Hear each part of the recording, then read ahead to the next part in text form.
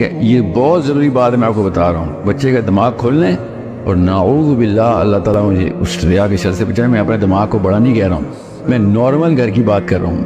اونچے گھروں کی نارملٹی کا میرٹ یہ ہے.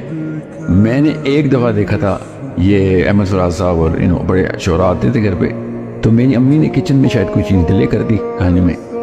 مجھے نہیں پتا، ہم تو کوئی بھائی ٹی وی دیکھ رہے تھے، کوئی کرکٹ میچ دیکھ رہے ہوں گے، انہوں نے کیا تھا. اچانک میرے ابا جی کا میں نے وہ سین دیکھا کہ جس میں انہوں نے امی کو ڈانٹا. انہوں نے پنجابی میں کہا کہ ان لوگوں کی وجہ سے نا میری ساکھ جو ہے نا یہ لوگ پروٹیکٹ کرتے ہیں، ٹھیک ہے، اور میں نہیں چاہتا کہ ان کی مہمان نوازی میں کہیں سے بھی کوئی کمی آئے.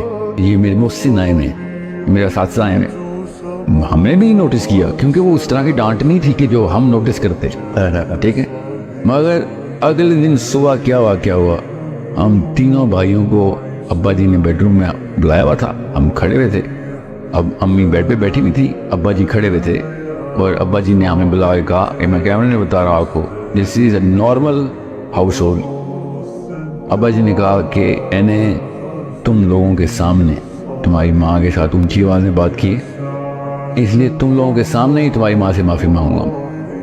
اللہ، جو غلطی جہاں پہ ہو، جس لیول کی ہو اسی لیول کی تلافی.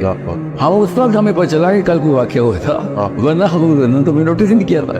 اور میری امی ایمبیرسمنٹ میں تھی کہ آپ کیا کر رہے ہیں. یہ ان لوگوں کو یہ بہت ضروری ہے. باپ سکھاتا ہے کہ عورت کی کیا عزت ہے، ماں نہیں سکھاتی عورت کی عزت کیا ہے. باپ سکھاتا ہے بیویوں کے ساتھ کیسے ٹریٹمنٹ کرنی ہے. میں نے